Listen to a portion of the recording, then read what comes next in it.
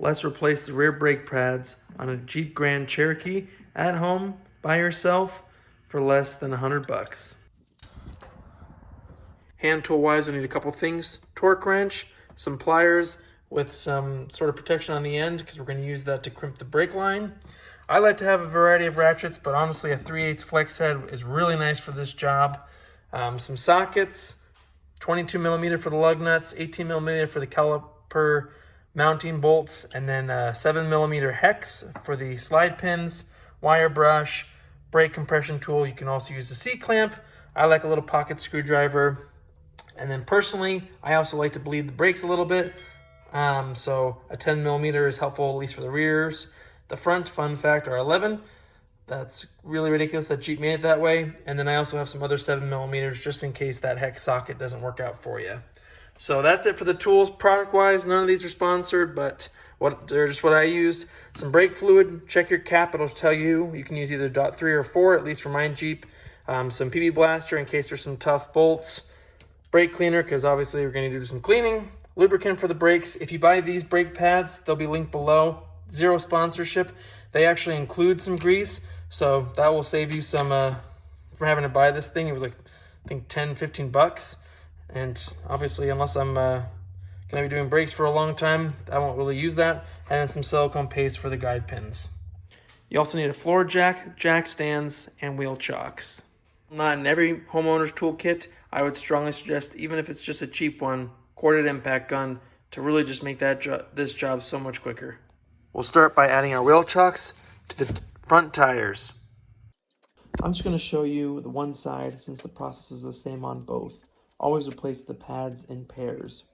We'll lift the vehicle, and then once the wheel is off the ground, we'll place our jack stand underneath and lower slowly the jack down so the car rests on the jack stand. I'm going to use an impact gun to remove the lug nuts on the tire, but if you're using hand tools, you'll need to crack the lugs loose, otherwise the wheel will spin once you get it off the ground. I keep the floor jack slightly supporting the car, so if the jack stand were to fail, we have insurance. Another safety tip is to put the wheel you removed underneath your car, that way you have another layer of protection should the vehicle fall. Now we'll remove the pad clip by wedging a flathead screwdriver between the gap of the rotor and the clip to release some tension so it'll come out. Because of the limited clearance, we'll need to remove the entire caliper assembly from the hub. You'll see here the 18 millimeter bolt on the top side that we'll need to remove, and coming from underneath, the other 18 millimeter bolt that we'll also need to remove.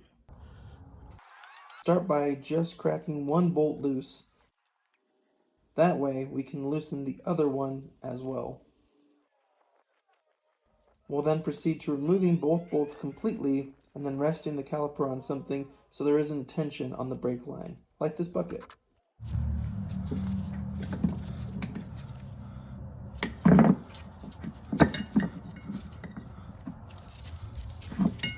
You'll notice these pads did not wear evenly, so likely the issue is the glide pins that help the pads move in and out in response to depressing the brake pedal are gummed up and need to be cleaned/lubricated. We'll address that next by removing and cleaning the guide pins with a 7 millimeter hex socket. The dust caps will need to be removed to gain access to them.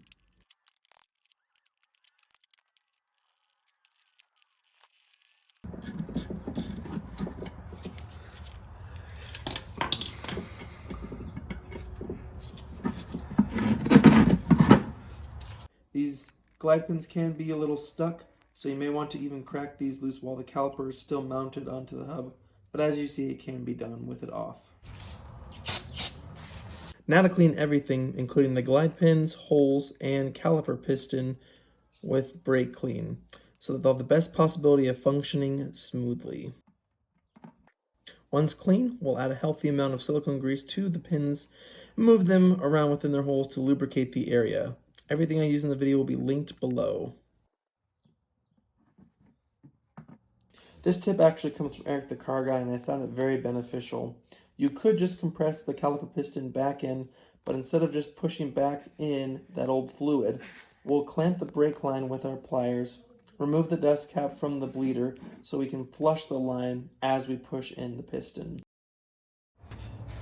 I use some penetrating fluid on the bleeder to make it a bit easier to open and attach a flexible line from the bleeder to a small bottle, as you see in the background, so it will flush into there. I'll use my 10mm wrench to open the bleeder valve as I use this piston compressing tool to push the piston back into the caliper so that the new thicker pads will fit. Look at that old fluid.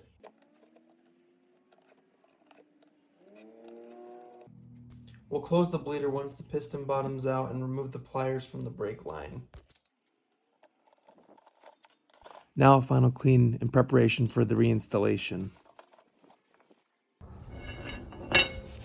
I like to use a wire brush on the caliper mount since the pads will slide in and out across these grooves. Once cleaned, I'll apply some brake lubricant to the groove to prevent squeaking and to help the pad slide more seamlessly. I'll also coat the backside and the ends of the inside pad with brake lubricant.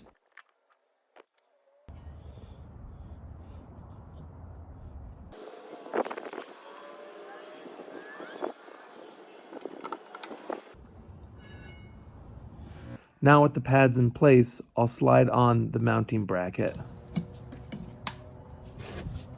Let's now secure the caliper to the mounting bracket by tightening the two slide pins.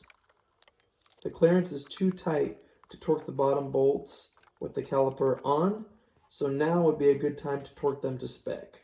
Should be about 20 pound-feet, which you could probably get with just a ratchet, but if you want to feel more at peace, go ahead and use a torque wrench. With the caliper back on the hub and rotor, we can tighten back on the two bolts that keep it in place. These will be torqued to 80 foot-pounds, and my apologies in advance for the poor angles. Just thread the bolts in enough to hold the bracket in place so that you can get the second bolt in.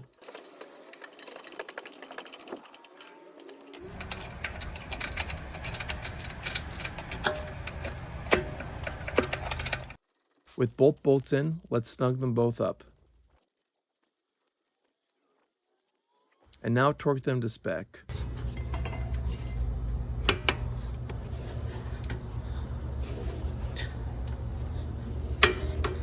You have lost a little brake fluid, so make sure to top off the master cylinder and pump the brake pedal until it feels firm, since there will be a small amount of space between the new pads and rotor that we need to close before driving. The pedal should feel firm again. With no leaks, we'll put back on the bleeder cap and the two caliper slide pin covers as well. Finally, our kit comes with a new caliper clip, so let's install it by getting one side in and then rotating the other side into place. Lastly, put the wheel on, install the lugs, and tighten in a star pattern. Power tools make it easy and quick to tighten, but if you're using hand tools, once the lugs are as tight as you can make them, lower the Jeep slightly until the wheel won't spin as you tighten, and torque the bolts to 110 foot-pounds. We'll remove the jack stands, and wheel chocks and replace the passenger side pads next. I hope this video helped. Your tips and advice are always welcome below. Like and subscribe for more DIY videos.